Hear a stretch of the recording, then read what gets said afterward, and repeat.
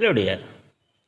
तो last topic में pH and the pH scale पढ़ने के बाद हम लोग आज पढ़ने वाले हैं द केमिस्ट्री ऑफ साल्ट। तो आज का हमारा टॉपिक रहेगा केमिस्ट्री ऑफ साल्ट। तो सबसे पहले यहाँ पर केमिस्ट्री ऑफ साल्ट के बारे में हम लोग समझने वाले हैं। What is the mean of chemistry of salt.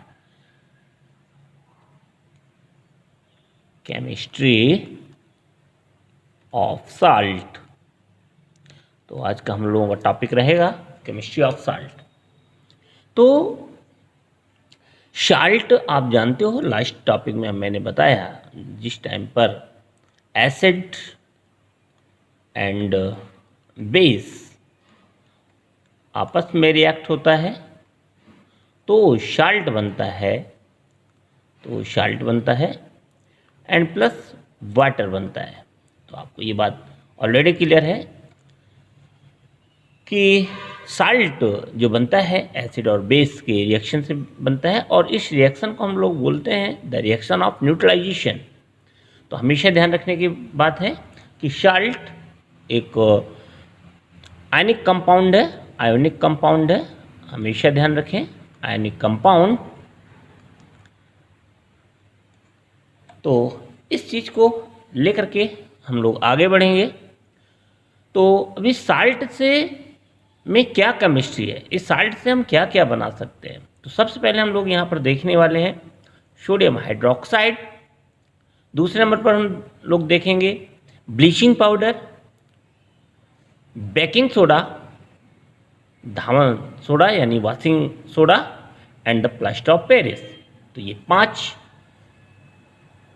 Compound या 5 केमिकल्स हम लोग पढ़ने वाले हैं, और सभी ये साल्ट से बनने वाले हैं।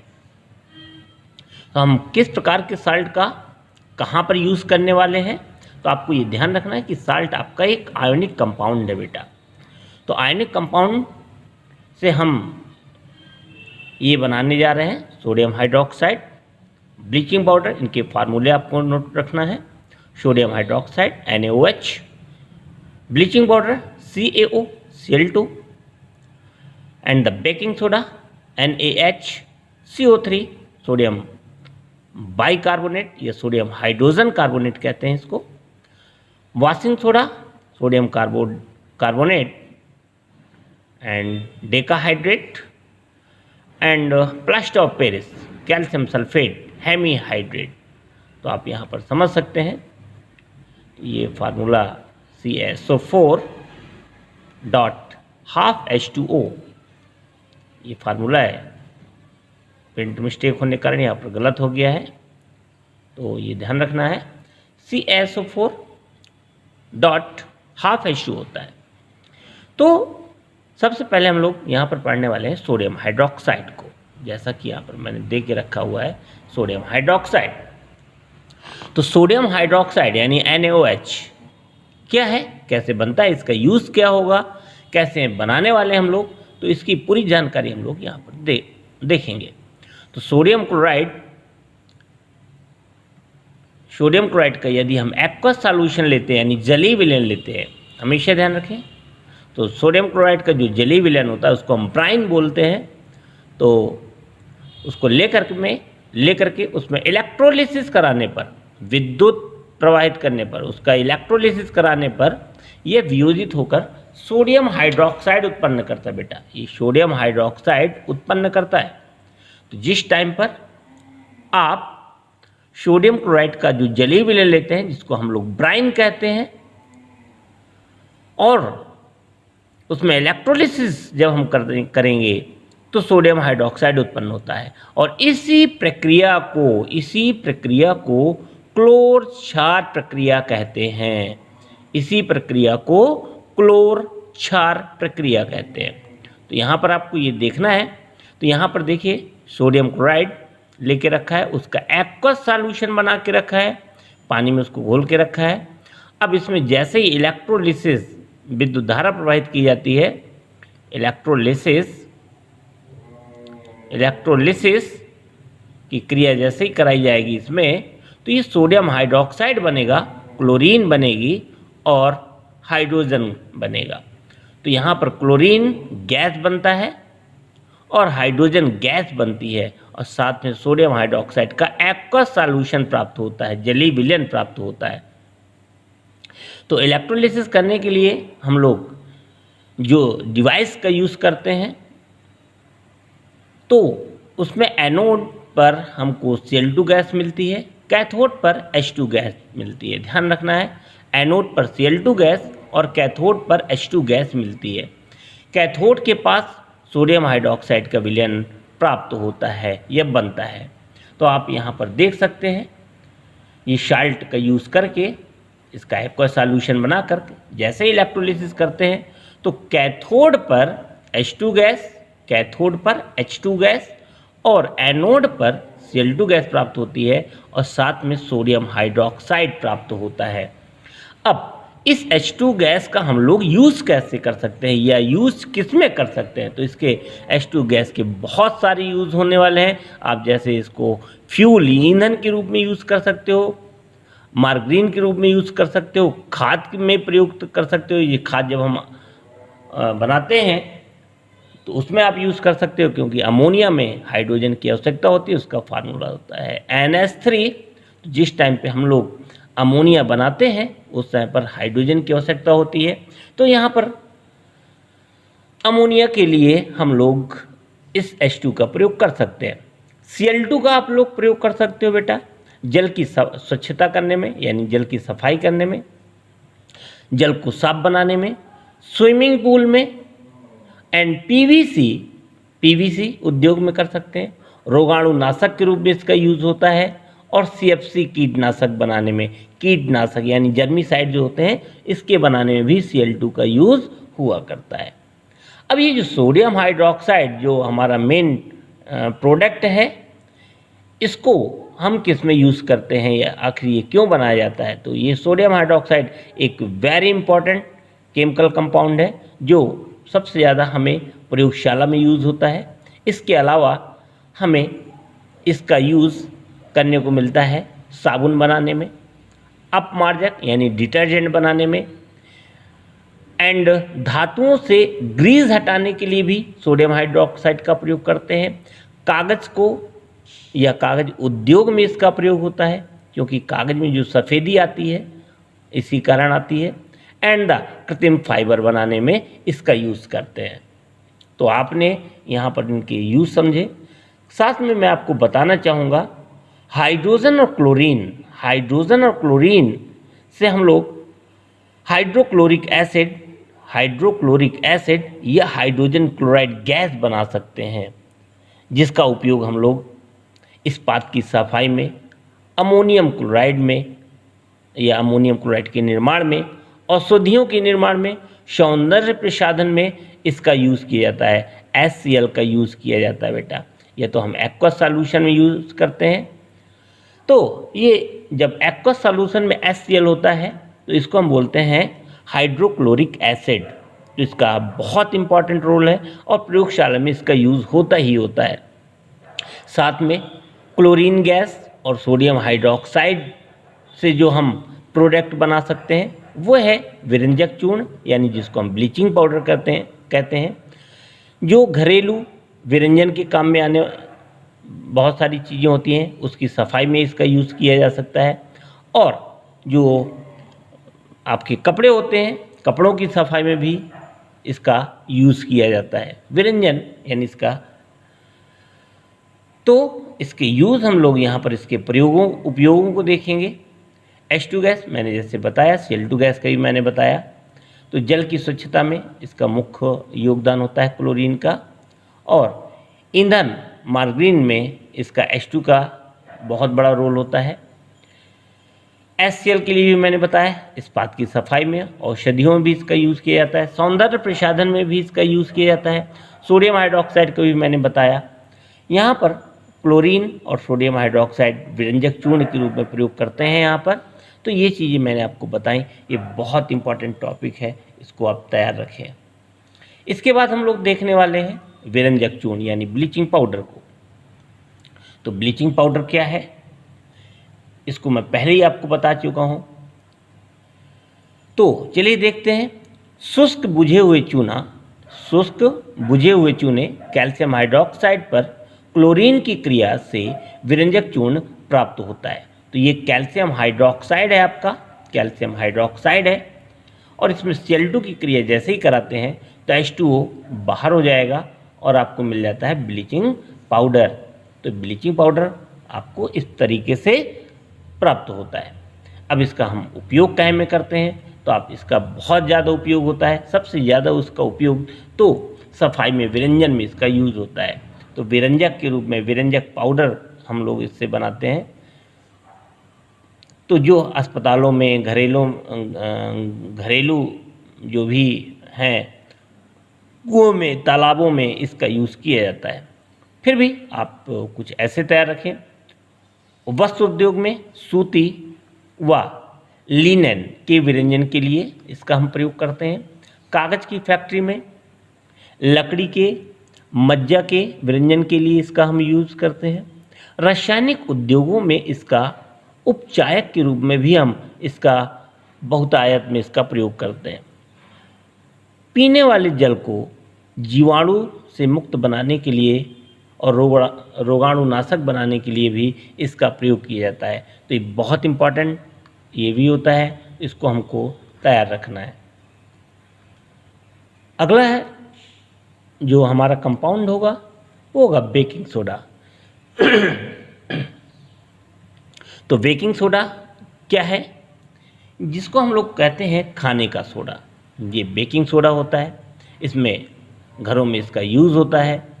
इसका आप उपयोग अपने घरों में निरंतर देखते होंगे। इसको कैसे बनाते हैं, इसके लिए सिंपल आपको सोडियम क्लोराइड का जलीय विलयन लेना है, सोडियम क्लोराइड का जलीय विलयन लेना है और इसमें कार्बन डाइऑक्साइड और अमोनिया गैस प्रवाहित करना है। कार्बन डाइऑक्साइड और अमोनिया गैस प्रवाहित करना है। तो जैसे इसको प्रवाहित करेंगे तो यहाँ पर अमोनियम क्लोराइड एक सब प्रोडक्ट मिलने वाला है और साथ में मिलने वाला होता है सोडियम बाइकार्बोनेट, जिसको हम लोग कहते हैं बेकिंग सोडा। इसको बनाने के लिए सॉल्वे अमोनिया प्रक्रम का प्रयोग करते हैं, हमेशा ध्यान रखें। सॉल्वे अमोनिया प्रक्रम, इसका प्रयोग किया जाता है। तो सॉल्वे अमोनिया प्रक्रम द्वारा इसको हम इंडस्ट्री या इंडस्ट्रियल फॉर्म में इसको तैयार करते हैं। तो बच्चों ध्यान रखें, ये जो बेकिंग सोडा होता है या सोडियम हाइड्रोजन कार्बोनेट होता है या सोडियम बाइकार्बोनेट इसको हम कहते हैं, यह एक दुर्बल असंक्षारक क्षारक है। ध्यान रखना है, दुर्बल असंक्षारक क्षारक है। इस यौगिक का रासायनिक नाम मैंने पहले ही बताया, सोडियम हाइड्रोजन कार्बोनेट कहते हैं या सोडियम बाइकार्बोनेट कहते हैं। इसका खाना पकते समय या पकाते समय गर्म करने पर इसमें निम्न क्रियाएं पॉसिबल होती हैं जिससे ये उपयोगी होता है। तो सोडियम बाइकार्बोनेट को जैसे ही गर्म किया जाता है तो सोडियम कार्बोनेट बन जाता है, H2O बनता है और साथ में कार्बन डाइऑक्साइड गैस बना करती है। इसका उपयोग हम लोग कहाँ करते हैं, तो बेकिंग सोडा, बेकिंग पाउडर बनाने में बेकिंग सोडा का उपयोग हम लोग बेकिंग पाउडर बनाने में करते हैं। अब बेकिंग पाउडर में क्या होता है, बेकिंग पाउडर में होता है बेकिंग सोडा और प्लस टार्टरिक एसिड। तो बेकिंग सोडा और टार्टरिक एसिड मिल करके बनाते हैं बेकिंग पाउडर। नंबर बी, इस अभिक्रिया से उत्पन्न कार्बन डाइऑक्साइड के कारण पाव रोटी या केक में खमीर उड़ जाता है, जिससे यह मुलायम और स्पंजी हो जाता है। इसी कारण से बेकिंग पाउडर का हम प्रयोग करते हैं। पॉइंट नंबर सी, यह एंटासिड का एक संघटक होता है। और नंबर डी, इसका उपयोग सोडा अम्ल या अग्निशामक में भी करते हैं।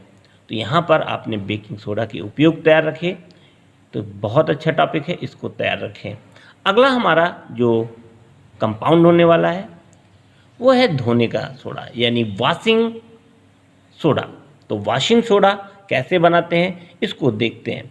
तो अभी आपने पीछे एक मैंने प्रोसेस बताया जिसको कहते हैं सॉल्वे अमोनिया प्रक्रम। सॉल्वे अमोनिया प्रक्रम। तो सॉल्वे अमोनिया प्रक्रम द्वारा हम लोग सोडियम बाइकार्बोनेट प्राप्त करते हैं और सोडियम बाइकार्बोनेट से हम लोग प्राप्त करते हैं सोडियम कार्बोनेट। लास्ट क्रिया आपने देखी होगी, जब यहाँ पर सोडियम बाइकार्बोनेट को गर्म किया जाता है, यहाँ पर आप देख सकते हैं सोडियम बाइकार्बोनेट को जब गर्म किया जाता है तो आप देख पा रहे हो बेटा कि यहाँ पर आपको सोडियम कार्बोनेट मिल रहा है, सोडियम कार्बोनेट मिल रहा है। तो इस प्रोसेस से हम सोडियम कार्बोनेट पहले बनाते हैं। ये जो बना हुआ सोडियम बाइकार्बोनेट है तो सोडियम कार्बोनेट बनाते हैं, और सोडियम कार्बोनेट का सिर्फ हम लोग क्रिस्टलीकरण कर देते हैं, क्रिस्टलाइजेशन करते हैं, जिसके कारण यहाँ पर प्राप्त होता है हमको सोडियम कार्बोनेट डॉट 10H2O। तो ये आपका वॉशिंग सोडा होगा। यहाँ पर आप देख रहे हो सोडियम कार्बोनेट के पुनः क्रिस्टलीकरण से धोने का सोडा प्राप्त होता है, क्रिस्टलीकरण से।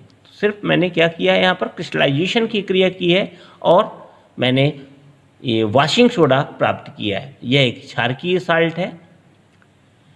उपयोग इसका देखना है आपको। इसका उपयोग होता है कांच, साबुन, कागज उद्योग में। कांच उद्योग में भी इसका प्रयोग होता है, साबुन उद्योग में भी इसका प्रयोग होता है और कागज उद्योग में भी इसका उपयोग किया जाता है। इसके अलावा इसका उपयोग बोरेक्स के उत्पादन में भी किया जाता है। बोरेक्स भी एक बहुत इंपॉर्टेंट कंपाउंड होता है, तो इसके भी उत्पादन में इसका प्रयोग किया जाता है। अगला है नंबर सी, इसका उपयोग घरों में सफाई करने में किया जाता है। इसके अतिरिक्त जल की स्थायी कठोरता को हटाने के लिए भी हम लोग वॉशिंग सोडा का प्रयोग करते हैं। तो यहाँ पर आपने 4 प्रोसेस देखी जो साल्ट से प्राप्त होती हैं। अब आप यहाँ पर देखोगे plaster of Paris. Plaster of Paris POP कहते हैं इसको हम लोग जनरल भाषा में अपने पीओपी बोलते हैं, पीओपी, प्लास्टर ऑफ पेरिस। तो प्लास्टर ऑफ पेरिस से आप भली भांति परिचित होते हैं। जब जिस समय पर डॉक्टर कभी कोई दुर्घटना हो जाती है और कोई हड्डी ब्रेक हो जाती है, टूट जाती है, तो उस समय पर डॉक्टर पीओपी का ही प्रयोग करता है, प्लास्टर ऑफ पेरिस का ही प्रयोग करता है, जिसके कारण वो हड्डियों को जकड़ के रखता है। खैर, इसको हम बाद में समझेंगे। तो जिप्सम एक प्रकार का खनिज है। तो जिप्सम को 373 केल्विन पर गर्म करने पर जल के अणुओं यानी 2/3 अणु इसके बाहर निकल जाते हैं और कैल्शियम सल्फेट हेमीहाइड्रेट प्राप्त होता है, जिसको हम पीओपी कहते हैं। तो कैल्शियम सल्फेट हेमीहाइड्रेट बनाने के लिए इसको सिर्फ हमको प्लास्टर ऑफ पेरिस को गर्म करना पड़ता है, जिप्सम को गर्म करना पड़ता है। तो जिप्सम मैंने बताया ये कैल्शियम सल्फेट डाइहाइड्रेट होता है। इसको जब हम गर्म करते हैं 373 केल्विन पर, तो सिर्फ इसका 2/3 जल बाहर निकल जाता है। यानी हम यहाँ पर देंगे CaSO4.12H2O, ये हमको मिल जाता है, हेमीहाइड्रेट कहलाता है, और साथ में 2/3 मॉलिक्यूल्स बाहर हो जाता है।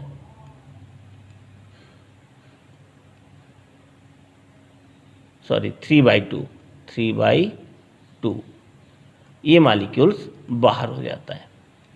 तो ऐसी स्थिति में हमको प्राप्त होता है पीओपी। यह सफ़ेद चूर्ण है। जो पीओपी होता है सफ़ेद रंग का होता है। जल में मिलाने पर ये पुनः जिप्सम में बदलकर ठोसता प्रदान करता है। यानी इसमें आप जब पानी पुनः मिलाते हैं तो ये जिप्सम में पुनः बदल जाता है। यानी ये क्रिया इसकी जस्ट अपोजिट है। अब इसका यूज़ समझना है। तो ज़्यादातर यूज़ तो मैंने इसका मेन तो बता ही दिया। डॉक्टर टूटी हुई हड्डियों को जोड़ने में इसका प्रयोग करता है। दूसरा, इसका उपयोग हम लोग आज की डेट में खिलौने बनाने में, सजावट का सामान बनाने में हम करते हैं। इसके साथ किसी भी सरफेस को बराबर चिकना करने में भी इसका हम लोग भरपूर प्रयोग करते हैं। तो ये आपका जो टॉपिक था लगभग ख़त्म है। तो यहाँ पर आपको क्रिस्टलन जल थोड़ा सा देख लेना, क्योंकि पेपर में कभी कभी क्रिस्टलन जल के बारे में पूछ लेता है। जल के एक सूत्र इकाई में जल के निश्चित अणुओं की संख्या को क्रिस्टलन जल कहा जाता है। बहुत से ऐसे कंपाउंड होते हैं जिसमें वाटर मॉलिक्यूल निश्चित फॉर्म में पाए जाते हैं, जिसके कारण वो कंपाउंड बनता है। जैसे आप देखेंगे कॉपर सल्फेट डॉट पेंटाहाइड्रेट, यहाँ पर 5 अणु नियत रूप से रहते हैं, तभी ये कॉपर सल्फेट पेंटाहाइड्रेट बनता है। इसको आप देखें, यहाँ पर सोडियम कार्बोनेट डॉट डेकाहाइड्रेट है, यहाँ पर जल के 10 अणु पाए गए। यहाँ पर अगर आप देखें कैल्शियम सल्फेट डॉट 2H2, जब इस फॉर्म में होगा तभी ये जिप्सम होगा, अन्यथा जिप्सम नहीं होगा। तो यहाँ पर वाटर मॉलिक्यूल 2 हैं। तो जिस तरह पर एक सूत्र इकाई में जल के निश्चित अणुओं की संख्या को ही हम लोग क्रिस्टलन जल कहते हैं। तो ये आपकी क्रिस्टलन जल है, इसको आपको ध्यान रखना है। तो पेपर में कभी कभी पूछ लेता है, इसलिए मैंने बताया। तो ये रहा आपका जो सेकेंड टॉपिक था, कंप्लीट है। अब आप नेक्स्ट टॉपिक का अध्ययन करेंगे। तो थैंक यू वेरी मच।